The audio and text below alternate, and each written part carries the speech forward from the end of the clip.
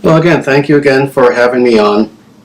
And again, what I wanted to talk about today a little bit is something that has posed a philosophical and spiritual and cultural problem in the world today, and that is the New Age ideology, what people very often categorize as the New Age ideology, which in itself is a very broad term, and that's part of the problem, actually, is precisely the fact that indeed the New Age movement is itself something that is very difficult to pin down, that is both by design, but that's also its flaw. That also is something that points to precisely what is the primary flaw of the New Age movement, is the fact that it is an ideology that stands for nothing. This is one of the problems of the New Age movement.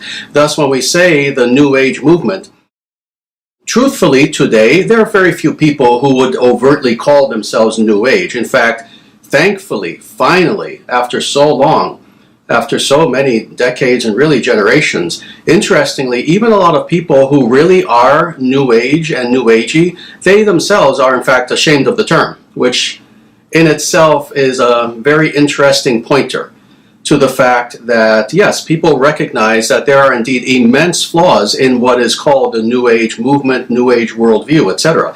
The very fact that most New Age people themselves would disavow the very term New Age. But despite this fact, despite the fact that, again, many people don't necessarily call themselves New Age, this ideology, this worldview, unfortunately has become pervasive all throughout society, and has been for quite some time. Really, historically, we've seen that it has been slowly spreading for really many, many generations. The truth of the matter is it's only been, especially since, let's say, the 1960s, that it's become as prevalent throughout every echelon of society as it is today.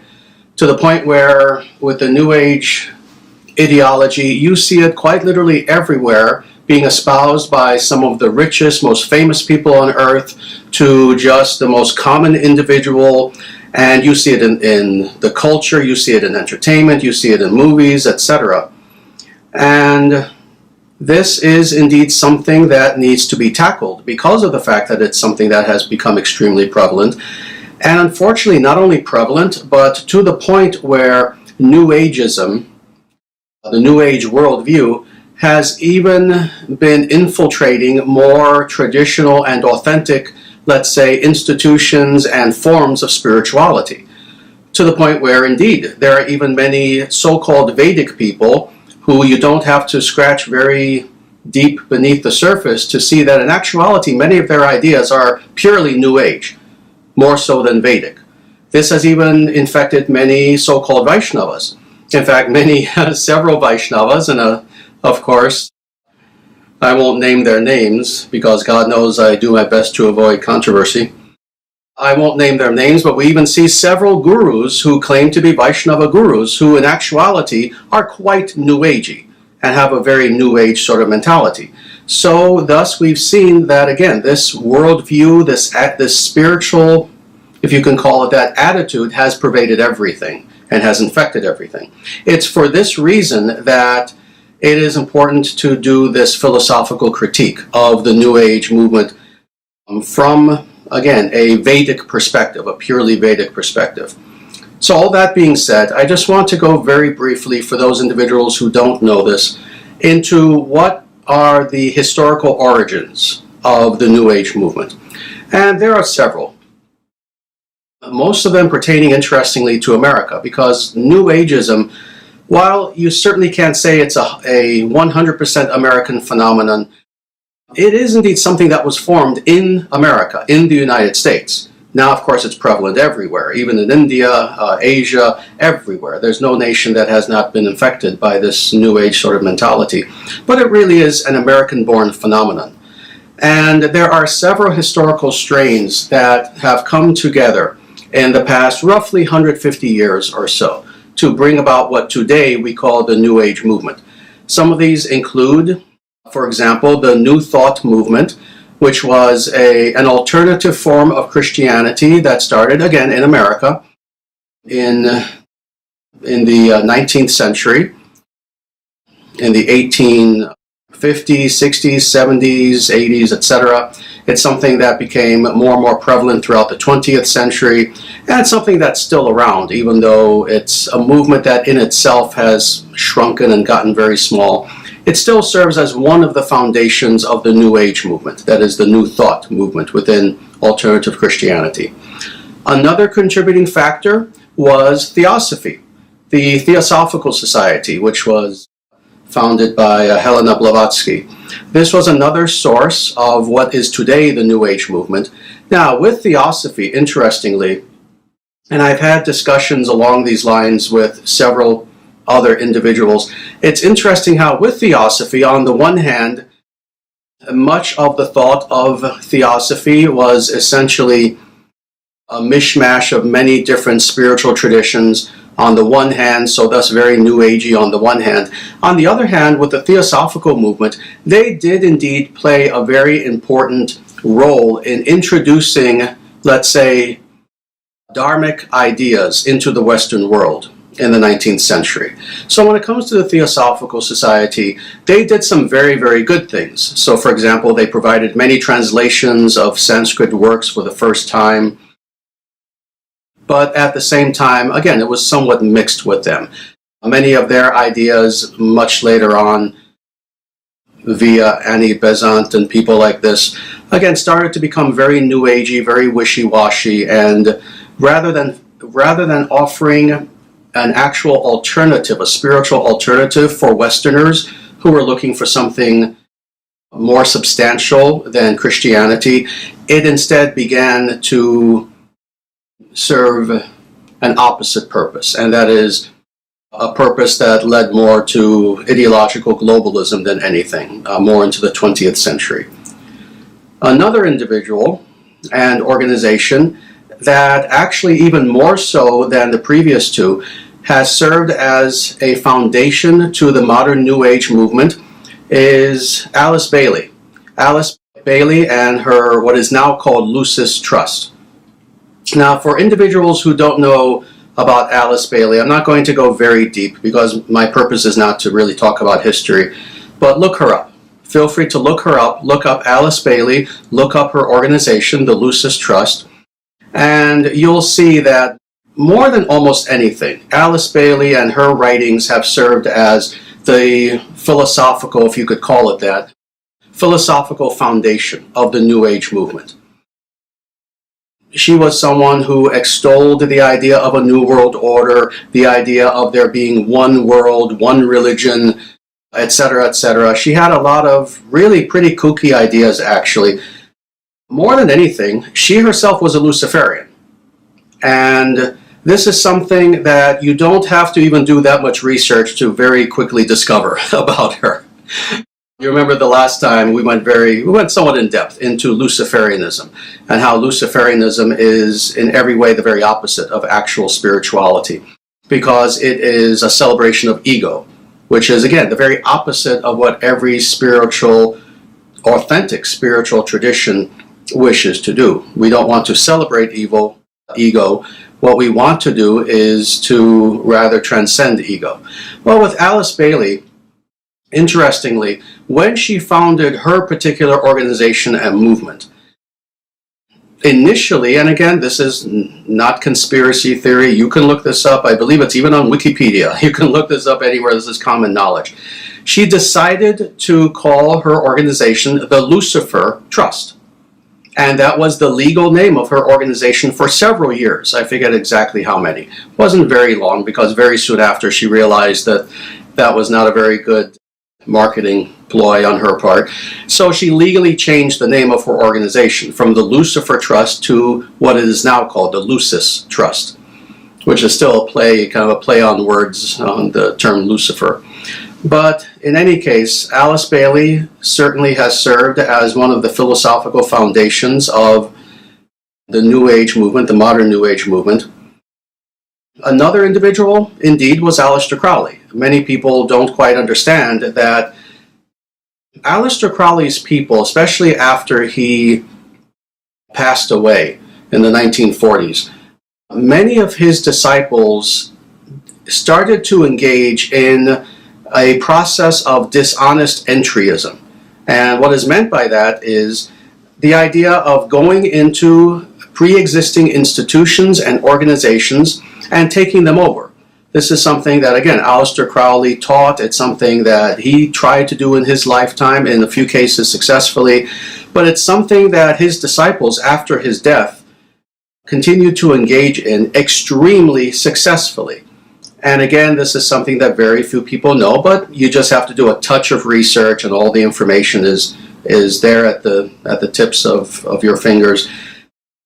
Followers of Aleister Crowley, for example, they entered into the Catholic Church. Several of them became Catholic priests and ended up going pretty high into the hierarchy, just getting promotion after promotion.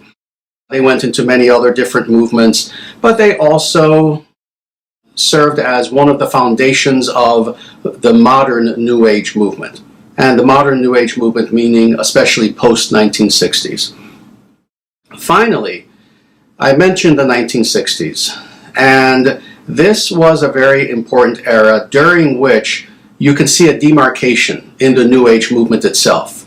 Essentially, if you look at New Ageism, the New Age worldview, you can make a historical demarcation between, on the one hand, pre-1960s New Age worldview versus post-1960s.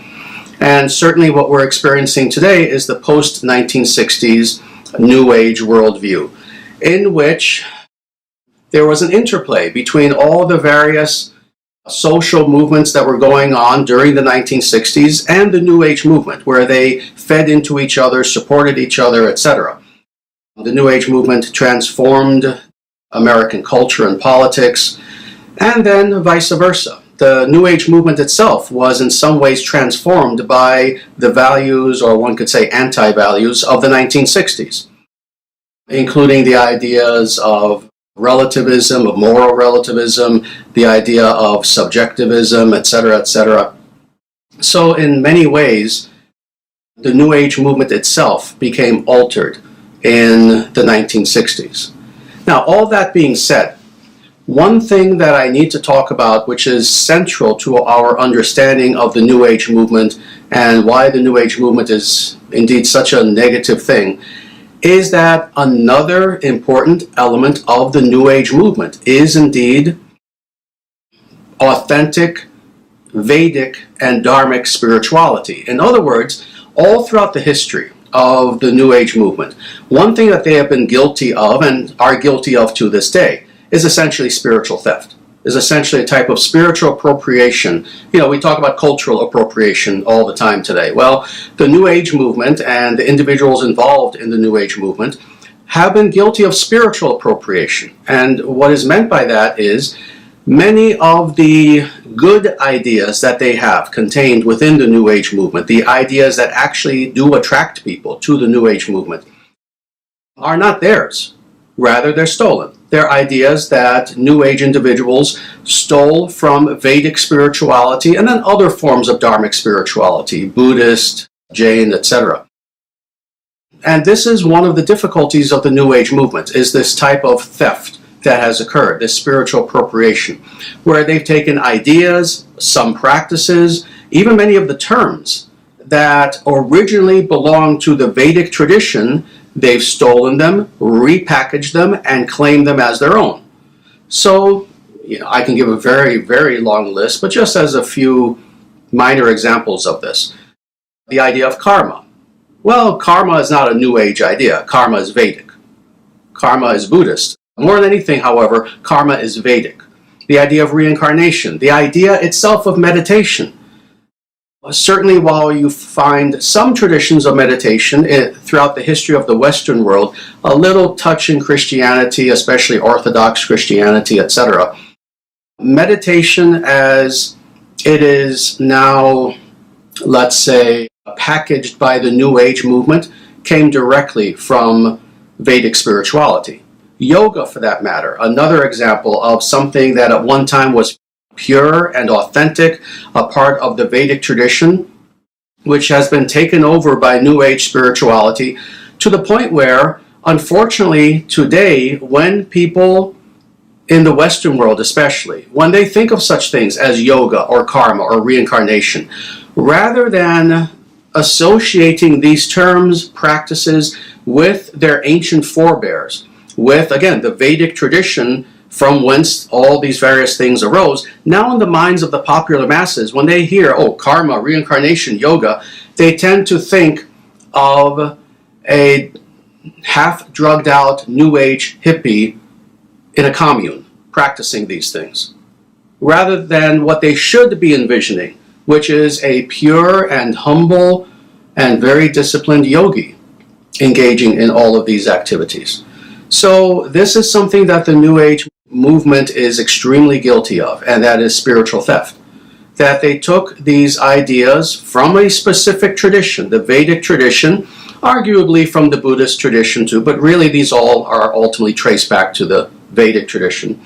They took all of these elements, they took them for themselves, they reworded them, they skewed them in a variety of ways, they repackaged them, and they are quite literally making money. The New Age individuals, teachers, etc., are making money from our spiritual heritage. And this is something that they are guilty of, and it's something that has to be brought to people's attention. Now, what are some of the, let's say, negative aspects of New Ageism, of the New Age worldview? Several things. Unlike, again, authentic spirituality, New Age spirituality, as we've seen with New Age people, because all of us have encountered New Age people. It's, for anyone who is a sincere, good, and authentic individual, it's always a bad encounter.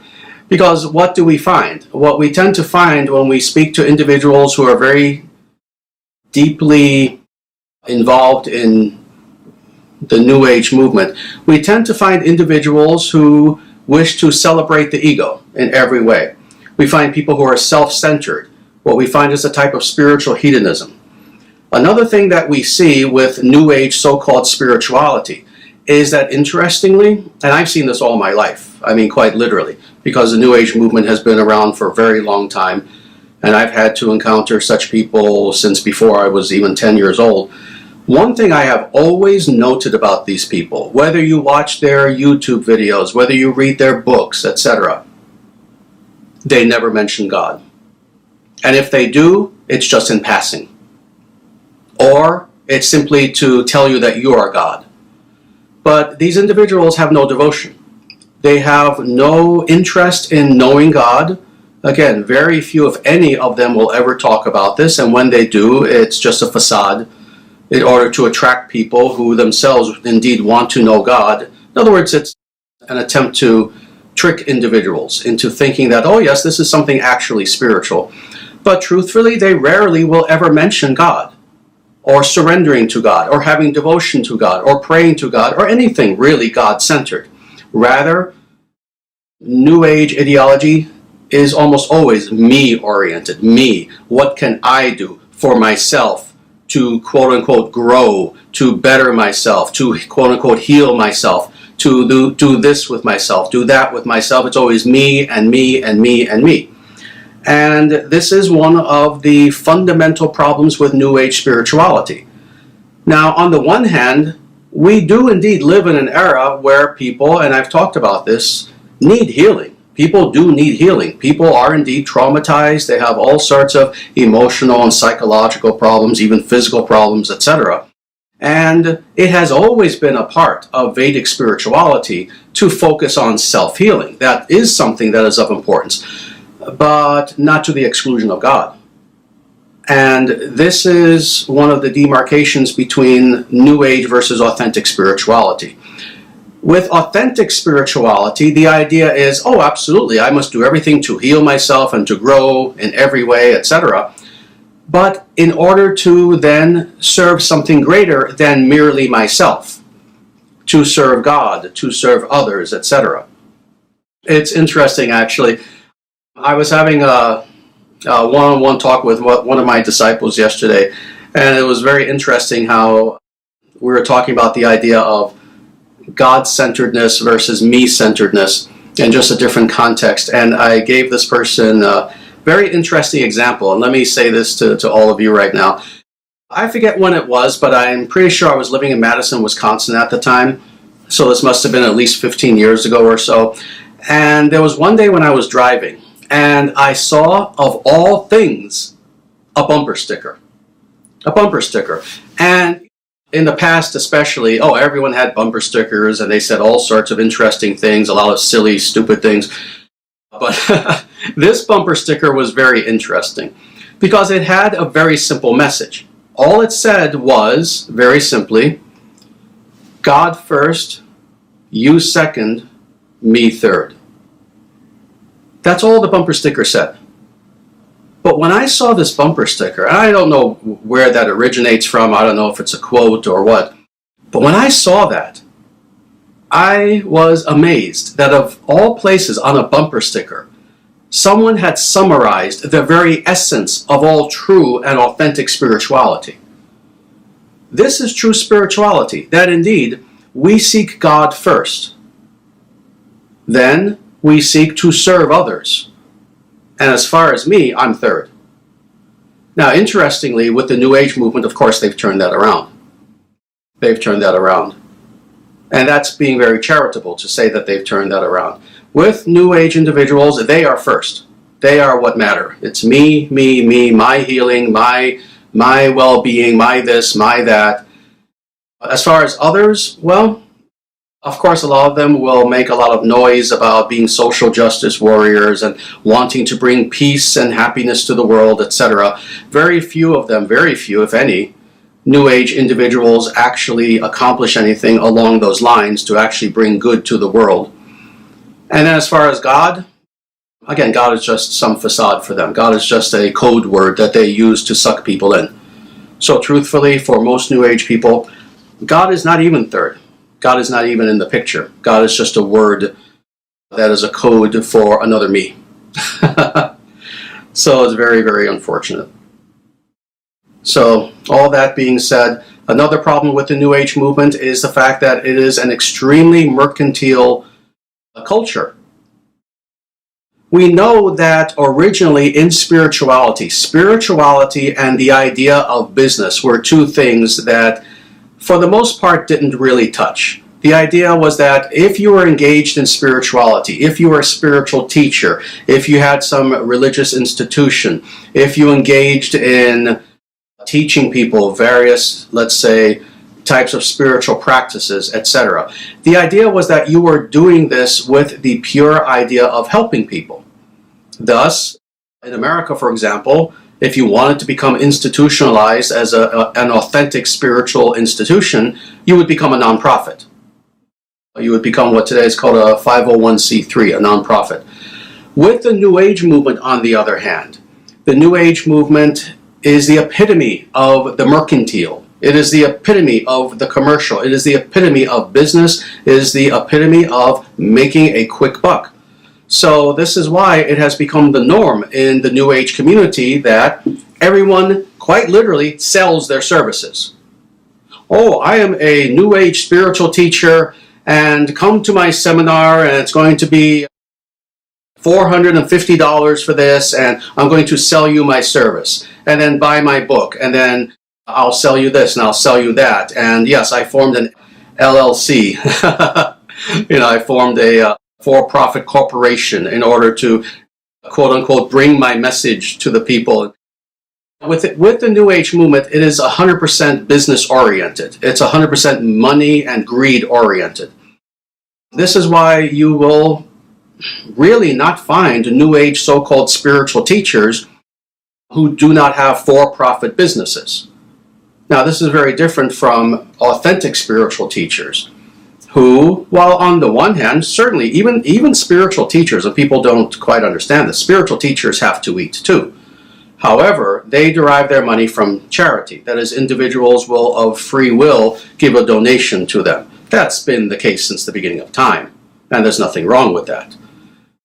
But the idea of running a spiritual ministry or a spiritual teaching project as a for-profit business is something that is a foreign concept to authentic spiritual people. Yet in the New Age movement, their entire culture, their entire community is predicated upon the idea that spirituality is a business.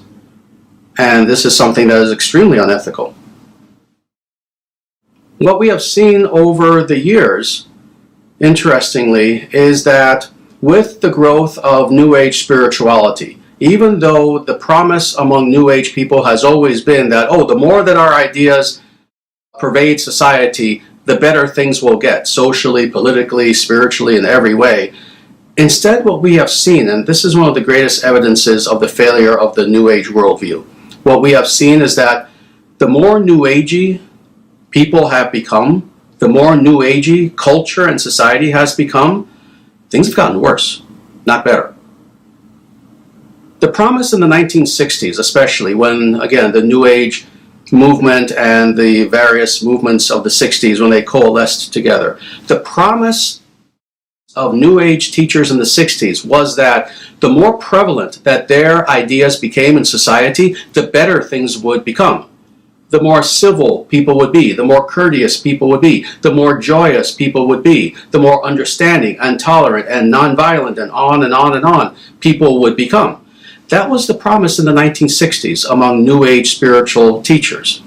Instead, what we have seen, and nobody, unless they truly are truly deluded or truly lying, no one can deny the fact that since the 60s, everything's gotten worse. Everything has gotten worse in America, in Europe, throughout the world. People have become more materialistic. The culture has become worse and worse and worse. People have become more unhappy. More people are on antidepressants, etc., etc. So this promise of the New Age movement that things would get better has been a lie.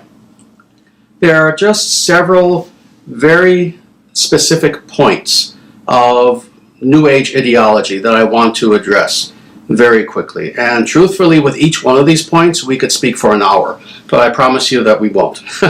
I just want to go through this somewhat quickly. But these are some of the, and it's hard for me to use the term philosophical in terms of the New Age movement because there's truly nothing philosophical in the New Age movement. Not legitimately so, not in any way that anyone who has taken a Philosophy 101 class even would even recognize as actual legitimate philosophy. But let's just say, we'll use that term philosophy. There are several foundational philosophical propositions and elements and beliefs that are there within the New Age ideology that I just want to go over a little bit and critique a little bit. The first of these is that you are your own authority and source of truth. Well, this is indeed one of the foundational understandings, one of the foundational beliefs of the New Age movement, is that we are each our own authority. And so many people have bought into not just this, but all the other various things I'm going to point to in just a short time, that it is absolutely horrific that individuals today do not trust the idea of authority, do not believe that there can be an authority on any topic whatsoever outside of our own speculation. And again, this is one of the foundational elements of the New Age movement, which is why this has become so prevalent all throughout society. Well, several things to be said about this. First of all, we are not our own authority. The very idea that we are our own authority falls apart when we understand that being the case, then what we have is a multiplicity of authority, and rather than authority itself having any meaningful sort of foundation, what ends up happening is that there is no authority. So rather than each of us being an authority with a multiplicity of authority, what we are really saying is there is no authority. And there being no authority, there is no source of truth. Now, this is a difficulty, because if truth is unsourced, then truth cannot be verified. And if truth cannot be verified, truth cannot be followed. So this is, again, very quick nutshell. Again, this is a topic that I actually could talk about for an hour, about why it is indeed important to have an authority that lies outside of ourselves, and not merely to say that, oh, I am my own authority, you are your own authority, because it destroys the idea of authority and thus verification of truth to begin with. So what it does is it undermines truth itself. If everyone is their own authority, then there is no truth. And if there is no truth, then there's no purpose even for the New Age movement, what to speak of any form of spirituality, if there is no truth to seek. So that's the first thing. Another claim that the New Age movement makes is that we are indeed our own guru, which goes along epistemologically with the first claim. We hear this all the time now, and this has only become prevalent, again, maybe in the last dozen years or so, something like that. That, oh, I don't need a guru or an authority or a source of knowledge, someone to verify whether I'm on the correct path, whether I'm simply following my ego versus being on the correct path. I don't need some sort of individual to tell me this. Rather, I'm going to follow my own authority. I'm going to become my own guru. Well, I've talked about this several times. The problem with such thinking is that anyone who feels that they are their own guru has a fool for a disciple. This is the difficulty with being our own guru, is that we have the ability and the tendency to lie to ourselves. Thus, when we're trying to assess whether either philosophically or in practice we are on the right path, our ego will intervene. And rather than being our own guru, for whatever that means, rather it's our false ego. It is our illusion that becomes our guru. And that's what we end up listening to. So what ends up happening when we start listening to this so-called guru who is somewhere hidden in ourselves as ourselves? What ends up happening is that we are told by the false ego that all of the wrong things that we're doing are the right things. That all of the wrong ideas that we have, all of the wrong values that we have are in actuality the right values. So of course we end up lying to ourselves. If we try to become our own guru, we're going to have a liar for a guru, in other words. So again, this is why it is crucial that our source of truth as well as verification of truth be an individual who is outside of ourselves, someone who we know has the ability to indeed know truth and convey truth, and who can verify for us whether what we're doing is right or not, whether this specific form of meditation is something that will lead to something good, whether philosophically we're on the right page, etc., etc. So, again, something that's very, very important. Another element of New Ageism that has now become prevalent throughout almost every single sector of society and so many hundreds of millions of individuals who we see today is this: emotion over philosophy. The idea of mistaking emotion for legitimate spiritual experience. So as we know, individuals today have become extremely emotional. We are encouraged to listen to our emotions. We're encouraged to blow our emotions all out of proportion in importance and to feel that emotion is everything. Emotion outweighs philosophy, emotion outweighs logic, it outweighs reason, it outweighs quite literally what we detect empirically, what is there right in front of us. If we see something and it's right in front of us and it's presented as an empirical fact, but emotionally it does not jive with us and we don't like it, we will go with our emotions rather than what we're seeing with our own eyes, what our own intellect and intelligence is telling us. And this has been an aspect of the New Age movement, unfortunately, that has conquered all of society. This began with the New Age movement, that somehow they equated emotion with spirituality. Oh, if it feels good, it's spiritual. If I'm happy with it, it's spiritual. If it's something that makes me feel satisfied, it's spiritual. If it's something, on the other hand, that challenges me, oh, that's something I have to stay away from. Well, unfortunately, spirituality challenges us. And so as a result, many, not just New Age individuals, but people in society today, rather than allowing themselves to be challenged and thus grow spiritually in an authentic and legitimate way, they're afraid of challenge. They're afraid of being quote-unquote triggered. They're afraid of, again, something not jiving with them emotionally, and they will always side with their emotions. Well, this is something that has led to tremendous unhappiness, to tremendous mental unhappiness, etc. And the the source origin of this idea of emotion over truth is something that indeed originated from the New Age ideology, the New Age worldview. So let's go on to just a few more of these foundational ideas of the New Age movement before we lead to the conclusion of my talk. Another important element of the New Age worldview is moral relativism. And you see how all of these are linked. You see how they ultimately are all linked to the idea that, well, we all have our own truth anyway, so nothing is true, nothing really matters. Well, this idea of moral relativism, the idea that, oh, morality is just a human construct, ethics is just a human construct, there is no right, there is no wrong, there is no good, there is no bad, there simply is the moment and what you choose to do in the moment that is good for you as an individual. That too is ideologically one of the foundations of two things, interestingly. Both the New Age movement, but also Luciferianism, Satanism. This is the ideological foundation of them both. The idea that, yes, morality is something that you just make up. And you have your idea of what's evil and what's good, and I have mine, and they're all legitimate, etc., etc. Well, of course, what is the logical consequence of moral relativism? Jeffrey Epstein, to use a name, is the consequence, the logical consequence of moral relativism. Pedophilia, human trafficking, individuals being killed en masse. This is the result of moral relativism.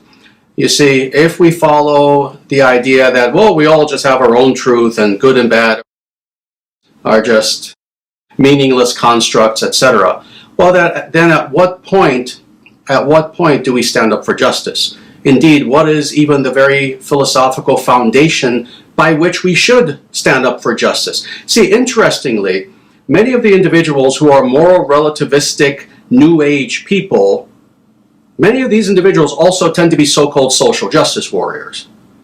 Well, wait a minute. On the one hand, there is no good, there is no bad, there is no such thing as evil. Everyone just makes up their own rules on the one hand. But then on the other hand, you claim that you want to stand up for justice. Well, who determines what is justice? You see, following this New Age ideology, well, don't I have my own version of justice that might be different from yours and different from that person and that person and that person, and it's all ultimately a meaningless concept anyway, this idea of justice? And yet, hypocritically, many of the individuals who are followers of the New Age worldview and who will tell you that, oh yes, good and bad are an illusion, they also tend to be social justice warriors. They also tend to be individuals who claim that they are fighting against what is wrong. But then there is no wrong, but then they're fighting against wrong. Thus, it leads to this schizophrenic sort of hypocrisy, philosophically, on the part of New Age people, social justice warriors, etc., where they don't believe that there is evil, yet they're fighting evil. They don't believe that there is a good, and yet they claim that they're fighting for good. And what ends up happening is they end up instead veering themselves toward the evil, thinking that they're fighting for good, and thus bringing more harm to the world than good because of their own intellectual and spiritual confusion. All this being said, just a few more things, because truthfully, again, this is a talk in which just each one of these philosophical foundations of the New Age movement is something that we could easily spend an hour, probably several hours with several of these, just dismantling, demolishing, deconstructing, and showing just how absurd and nonsensical they are. But we're just going to go through one or two more of these. The next is, of course, the idea that all religions are the same, that all ideologies are the same, all religions are the same. You know, it doesn't matter. See, this is one of the themes of New Ageism also, this it doesn't matter. And as I've said in several of my other talks, whenever an individual who claims to be either spiritual or philosophical begins their premise, begins their proposition with the words, it doesn't matter, blank, that is an individual who is no longer in any way legitimately engaging in the philosophical or spiritual enterprise whatsoever. That's a person who's not spiritual. That's a person who's not philosophical. So, of course, Many New Age people will say, oh, it does not matter which path you follow because they're all exactly the same anyway. Well, I've given entire talks where I've talked about the idea of what I call radical universalism. In fact, I've written an entire book called Radical Universalism, attacking at the very foundations this idea that all religions are the same, all belief structures are the same, and it doesn't matter what you actually practice, what you actually do. We all end up being at the same destination at the end anyway. Well, this is something which in itself, interestingly, even though I was one of the first people very long time ago, decades ago, to begin attacking this idea of radical universalism, interestingly, I'm no longer alone. Now a lot of people I've seen have now come to the same conclusion, that this was something that was nonsensical to begin with and never made sense. Religions are not all the same. That is something which all you need to do is study religion in any sort of serious way to immediately see that they are not all the same. And more so than simply their structure and practice, what you can see is their very goals are not the same. And that's more foundational than anything. This is what destroys the idea that religions are all the same. They cannot be the same if their very goals themselves are not the same. And again, for anyone who studies religion in even the most cursory sort of way, just beginning to study religion, if you begin to study the authentic religious traditions of the world, that is the major world religions, immediately you see this, that the goal of Vedic spirituality is not the same goal as Buddhism. The goal of Buddhism is not the same goal of Jainism. And again, I wrote an entire book about this where I go very in depth and I talk about what the various goals are and how they do not touch. They have nothing to do with each other. My book is called Radical Universalism. You can get it on Amazon, I believe. The goal of the Dharmic religions is radically different from the goal of the Abrahamic religions. What is the ultimate purpose, the ultimate goal, the ultimate destination toward which an individual following Dharma wishes to achieve? That is something radically different from what a Jew or a Christian or a Muslim wishes to achieve. They are not the same. So this being the case, understanding it in this way, not just looking at the structure of the various religions, but the goals of the religions, this is how we know that religions are indeed not the same, if the destinations are different. If my goal is to get to New York, and another person's goal is to get to Los Angeles, and another person's goal is to get to Tokyo, and another person's goal is to get to Mars, you cannot say that, well, just jump on whatever vehicle is available to you and you'll all end up in the same place. That is nonsensical, that is absurd, that is a claim that cannot be sustained by anyone who has an IQ above 40 and anyone who has any sort of intelligence to them. So religions are indeed not the same, but this is one of the foundations of New Age spirituality. But just a few things I want to say somewhat in conclusion. And that is this.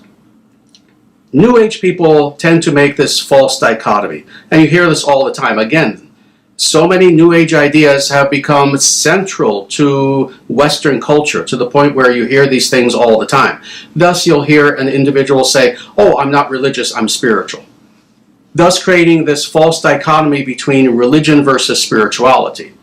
And in actuality, that is not the actual dichotomy that we should be looking at when we are discussing anything spiritual. Rather, the actual dichotomy that we should be looking at is fraudulent spirituality versus authentic spirituality. And looking at this dichotomy is much more meaningful because of the fact that when we look around us and we see so many both individuals but institutions and movements, etc., all purporting to be spiritual, some of these are indeed fraudulent, and we have to be very upfront about this fact. This is another problem with the New Age movement and New Age individuals.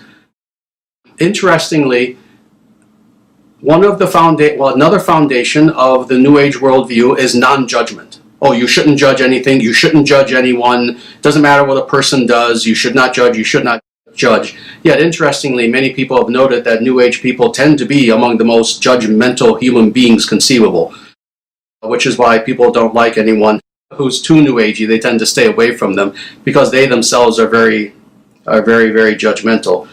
But if we are indeed to practice spirituality in a real way, we need to be able to judge what is fraudulent spirituality and who are fraudulent spiritual teachers versus the authentic, versus authentic spirituality, authentic spiritual teachers, etc.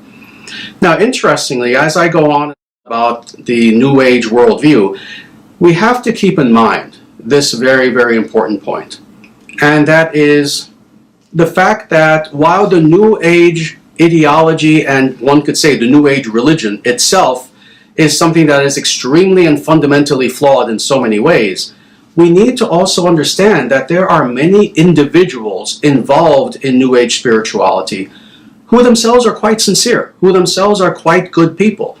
And their involvement in the New Age worldview, the New Age community, is just more due to innocence than anything. They have been scammed, and they don't know any better. You know, there are many individuals who they begin their spiritual pursuit knowing really nothing, and that's not their fault. We live in a society that doesn't teach spirituality or religion or even encourage it in any meaningful way. So as a result, what we see is there are many individuals who they begin their journey in spiritual pursuit in such a way that they begin without a lot of knowledge, and this is what is unfortunate. What do? Well, they go to Barnes & Noble, they go onto Amazon, and these places are like a minefield. They're littered with New Age books, with New Age teachings. People will go to YouTube, and if you if you make the mistake of doing a search on the word spiritual, 95% of what you're going to get is junk.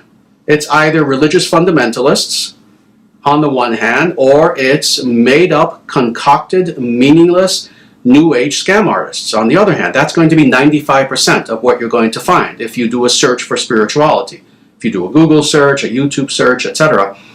So for many of these individuals, even the more sincere ones, this is how they'll start off, with somewhat New Agey sort of ideas. But we have to keep in mind that many of these individuals, millions of them, really are quite innocent. And they really are looking for truth, and they're just doing their best. And this is what they found. They found Marianne Williamson. They found someone being pushed by Oprah Winfrey. They'll find some sort of scam in the name of spirituality. Some individual who's making millions, tens of millions of dollars selling fraudulent spirituality to people who are innocent. So we need to have compassion toward individuals who find themselves in this position.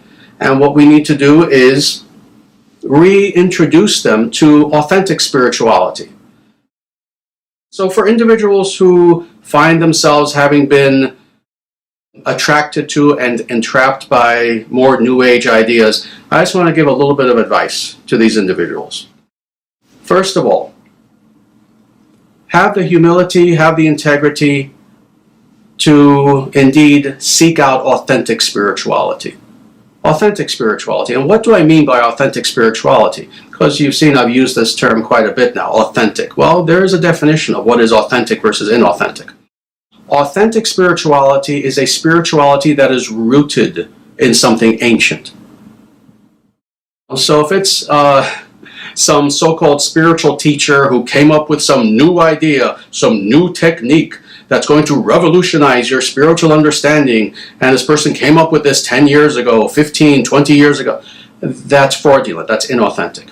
Rather, by authentic spirituality, what is meant is that we need to embrace that which is the most ancient, that which is indeed traditional, that which indeed is time-honored, time-tested, and as a result of which, throughout all of history, thousands of individuals have actually attained enlightenment by following these ancient practices. So this is what I mean by authentic spirituality. If you have found yourself enamored by the New Age worldview, put that aside, start looking for that which is the most ancient. And what does this mean? Put the vast majority, not all, there are some modern writers who are quite good. There are a handful, very few, but there's a handful. But for the most part, most modern writings on spirituality is junk. It's just recycled, and again, riddled with New Age, fraudulent sort of ideas. Rather, if you're going to read the most ancient of works. Read the ancient scriptures. Read the Vedic scriptures. Read the ancient Buddhist scriptures. Read Jain scriptures. Yes, read the Gospels. Read things that are time-honored and very ancient. Read Plato. Oh, Plato is wonderful. I've read quite literally everything Plato has written, 27 dialogues. And there is so much actual wisdom, actual knowledge, actual guidance, practical advice, as well as philosophical advice that are available in the ancient writings. So this is what I would suggest to people. Indeed, read the scriptures. Don't read someone who's been pushed by Oprah Winfrey. Don't read the more modern books by fraudulent spiritual teachers. Rather, go back as far as you can. Truthfully, this is a very simple yet true way of understanding what you should be reading. The more ancient it is, the better it is. The more ancient it is, the more authentic it is, because the purer it is. So try to read ancient actual scriptures. Another thing is, don't be afraid to derive knowledge also from authorities outside of your own speculative nature.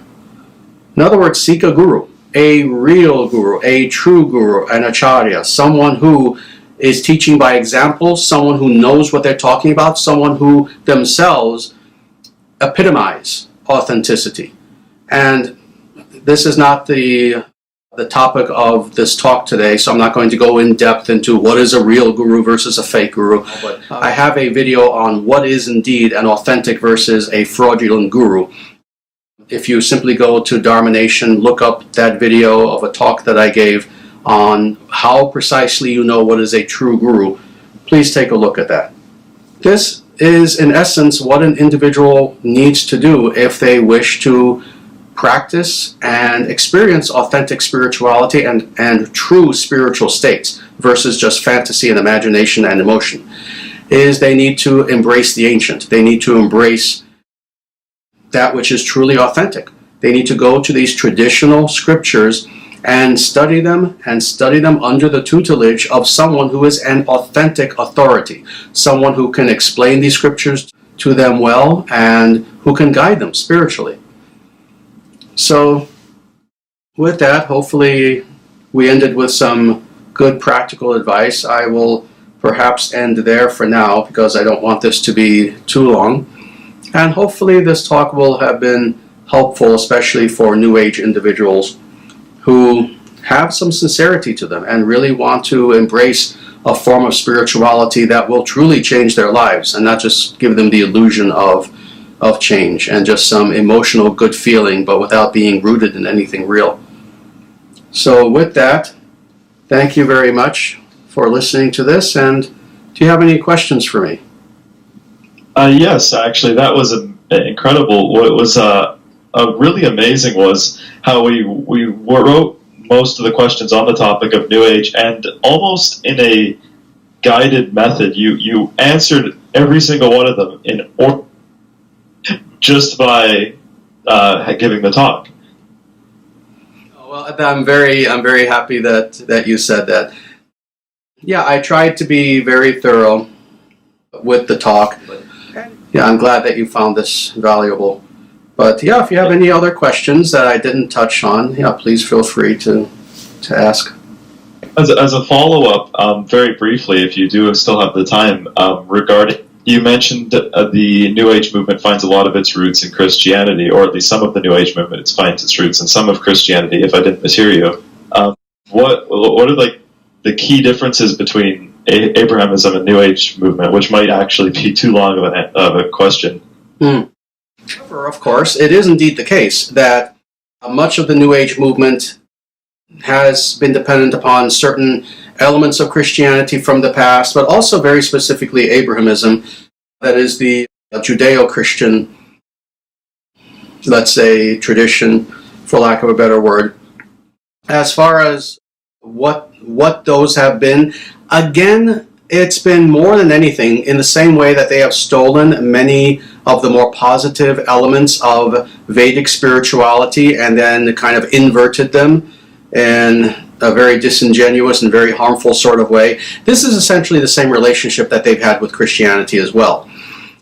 And this is why, just as an aside, but something important to talk about, this is why so many people have noticed that the New Age worldview is indeed a mixture of good and bad. It is a mixture of good and bad. It has to be. If there were no good in the New Age movement, no one would be attracted to it. This is why it's been said, actually, and I've read this several times, several places, that, for example, with cults, when you encounter a cult, anything from 85 to 90% of what a cult will say is probably true. It does indeed jive with you when you hear it. It has to be, because if everything that they said was untrue, no one would be attracted to a cult. So what they do is 85% of what they say is true. You get sucked in, but then it's that other 15% that ends up harming you. Well, it's the same thing with the New Age movement. It's a mixture of good and bad. So getting back to Christianity now, yes, certainly many New Age ideas are supposedly based upon the Gospels, upon the life and teachings of Jesus. But again, always with a twist. Always with a twist. So, for example, the idea of non-judging is indeed based upon one of the sayings of Jesus. That when a group of people were about to stone a prostitute, Jesus says something to the effect of, "He among you who is without sin, cast the first stone." New Age people will use this and warp the actual meaning of what Jesus said, take this little phrase completely out of context, out of the totality of the full story, the full life and teachings of Jesus, to then say, you see, don't judge anyone, don't be judgmental, because Jesus said not to be judgmental. And yet when you read the rest of the Gospels, all that Jesus did was judge. That's what's fascinating. There's one passage where he just says, you who are without sin, you cast the first stone. One little passage, but then you read everything before then and everything after, and all that Jesus does is judges. Philosophically, as far as people's behavior, as far as what is right and wrong, etc., etc., etc. The truth of the matter is, those individuals who want to take that little passage of a little snippet of what Jesus said and say, well, you see, Jesus said to be non-judgmental, and we are meant to be non-judgmental. These people are being dishonest, because Jesus was the personification of someone who judged, but he judged in accordance with wisdom. See, when you have wisdom, then you can judge. It's when you don't have wisdom that you should just keep your mouth shut and not judge anyone. So, I mean, that's just one example. How, yes, they will take little snippets from the life of Jesus, etc. See, this is the thing that is interesting about the New Age movement, is that on the one hand, they want to demolish authority, have no authority over them, and yet repeatedly, again and again and again, New Age people have no choice but to appeal to authority in order to get us to listen to them. So they'll quote the Buddha, again, always out of context. They'll quote Jesus. They'll even quote the Bhagavad Gita, again, always out of context. They will appeal to authority in order to suck us into the New Age movement, where then we are meant to not have any authority. So again, everything about the New Age movement, including even its marketing, is disingenuous, is dishonest, is corrupt, and is a lie. And, I mean, as far as Christianity, I mean, we can go much deeper. Certainly, a little bit of New Ageism has been, for example, inspired by the Pietist movement among Protestants of the roughly 17th, 18th century. A little bit of the New Age movement has been inspired, quote unquote, by Gnosticism and Christian Gnosticism specifically. Again, a little bit from the actual recognized four Gospels as well as the Gnostic Gospels, etc., etc. But in any case, whether New Age people try to derive their ideas from more mystical elements of Christianity or from Vedic spirituality, it's always out of context. It's always a fraudulent appeal to authority to then destroy authority, the idea of authority, etc. So it's always dishonest. Does that answer the question somewhat? Absolutely. Yeah. What you're saying, we talk about this a lot, just in different discussions. The idea that all of the New Age thought is rooted in some sort of grain of truth, to whatever degree it's true. But then the poison only has to be very, like the idea of the perennial faith, like how when they say all religions are the same, it doesn't matter what hill you climb, we're all going to the top of the same mountain. When in reality there are different mountains. But we all, I feel, have an inherent draw to that sort of talk, the idea that, if every religion were a sister religion of Sanatana Dharma, like it was at one point of time, then at an essence, all religions are the same insofar as they're true. Yeah, this idea of radical universalism is a very tricky one. And in understanding radical universalism in terms of Dharma, this is how I have explained it, and this is the mistake people make. To say that Dharma is everywhere is true. Now, to say that everything is Dharma is not true. You see the subtle yet crucial difference between the two things. So thus, to say that Dharma can be found in many different, let's say, expressions of religiosity, absolutely. Absolutely. So, there are individuals who are Buddhists who are following Dharma wonderfully, very nicely. They're honorable, they're good people, they're spiritual, they live sattvic lives, etc., etc. You'll find people following Dharma who are Jainas. You will even find individual Christians who are very dharmic. I've known and met many of them who they would call themselves a Christian, but they truly try to live their lives in a Christ-like sort of way. Those are individuals who are following Dharma. So to say that Dharma can be found in many places, yes, that's true. But then the mistake of radical universalism is this, to then say, well, everything is Dharma. That's not true. So you can't look at quite literally anything and say it is dharmic. Let me give a nice example of this. One could say water, liquid, is everywhere. But can you say that everything is water? You can't. There's a distinction between the two. You can say that, yes, liquidity is everywhere. If you look at anything, ultimately, if you look closely enough, you'll find some sort of liquid that's there. It can be a solid object, but there's some little element of liquid that's there. But if you're looking at a car and you say, that's water, that doesn't make sense. If you look at a person and you say, that's water, that doesn't make sense. In the same way, Dharma is everywhere, but not everything is Dharma. So, for this reason, yes, there are many religions that are, in fact, anti-dharmic, that are the opposite of Dharma. Not only are they not practicing Dharma, as a religion, as a worldview, not only is Dharma not present there, in certain religions, ideologies, philosophical structures, etc. But in fact, they are themselves the opposite of Dharma. And some very easy examples are, for example, atheism. Atheism is an ideology, it's a philosophy, it's a worldview. But it's the very opposite of Dharma because atheism teaches us that we are indeed materiality, and materiality is the full substance of all reality.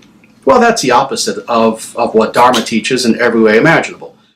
Luciferianism, Satanism, Aleister Crowley, like I spoke about last time, in every way imaginable, is the opposite of Dharma. And with our last talk, we only talked about a few of the elements. I mean, truthfully, we could go down a full list, a long list, of how Luciferianism is literally the opposite of Dharma. For that matter, and let me just be blunt about this, there are some religions, large religions, that are the opposite of Dharma. So again, the Abrahamic religions, and I've said this very openly both in my writings and my talks, not just the Abrahamic religions. Let me state this philosophically. Abrahamism, in its essence, is the very opposite of Dharma in every way. And that includes Judaism as an ideology, as a worldview. It includes much of Christianity, not all of Christianity, because I have said that Christianity is mixed. There are elements that are Abrahamic, and then there are elements that are Dharmic. And this is why throughout the history of Christianity, you've seen great evils in Christianity. You've seen the Catholic Church as an oppressive and corrupt force. You've seen fundamentalists, who see everyone around them as infidels. You've seen serious Abrahamism among some aspects of Christianity, but then there has always also been those individuals in Christianity who really did try to follow Jesus, Jesus himself was a Dharma master. I've talked about this. I've written about this. He himself was a follower of Dharma. Prabhupada said this. So Prabhupada said Jesus was our guru. So if you call yourself a Christian and you are truly trying to follow in the footsteps of Jesus, you are following Dharma. But if you call yourself a Christian and you're some sort of fundamentalist or something like this, or you're too reliant upon the Old Testament for everything, then at that point you are Abrahamist. So Christianity is mixed. And then finally, Islam. Islam is 100% Abrahamist, 100% anti-Dharmic. So it is impossible for a person to have full fidelity to Islam as Islam is taught in the Quran and in the Hadith, in the sayings of Muhammad. It's impossible for a person to follow Islam in this way and claim that they are following Dharma. So yes, religions are not all the same by any stretch of the imagination. Some are anti-Dharmic, some are anti-truth. Well, that answers that absolutely completely. And like I said, thank you so much for the longer talk. As I can, if you just wanted a little bit of a laugh, I can send you the original question list from the New Age topic, and you'll see how almost methodically you went through one after the other in order, addressing every single question we intended to ask. Well, very good. I'm very happy that I was able to do that. And again, I think that one of the main reasons why that may have been the case is because while I may have been one of the first people to talk about this topic and many of the topics that we've talked about, the many times that we've met, I may have been talking about this starting 30 years ago or 35 years ago, but today I'm not the only person who's thinking along these lines. And this is why we have to be very optimistic. This is just a personal aside, but let me tell you, 35 or so years ago, it was very lonely. Being one of maybe the only person speaking about spirituality in the way that I do. And that is, again, stressing authenticity and being very upfront about what is actual spirituality, what is not, what is actual truth, what is not, etc. 35 years ago, I was basically alone. There was no one else really who came to my aid. Today, on the other hand, it is incredibly heartening to know that there are many millions of people who are now thinking along the same lines that I am. So, for example, with myself, there was never a time when I was taken in by New Ageism, ever. Even at the age of 10, I realized that this was silly. Even at the age of 10, I realized the difference between made-up spirituality, where someone was just trying to sell me something, versus something ancient and authentic and real. I always understood that. But now, it is wonderful to see that so many other people, really millions, are awakening and seeing things along the same lines that I do. Indeed, it is a great awakening that is now occurring, where people are waking up and realizing what is truth versus what is falsehood, and more, realizing that we have been kept in a state of falsehood for generations and by design. And now people are starting to wake up and realize, I don't want to live a life of falsehood anymore. I want a life of authenticity. So I'm very glad that we're on the same page. Yet again.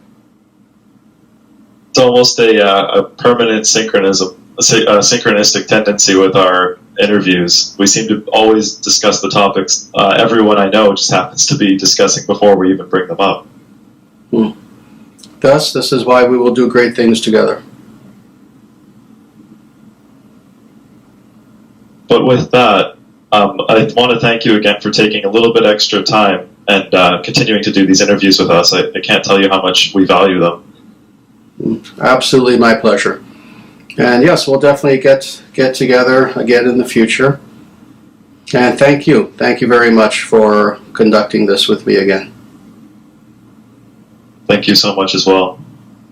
All right. Please take care. And namaste. Namaste.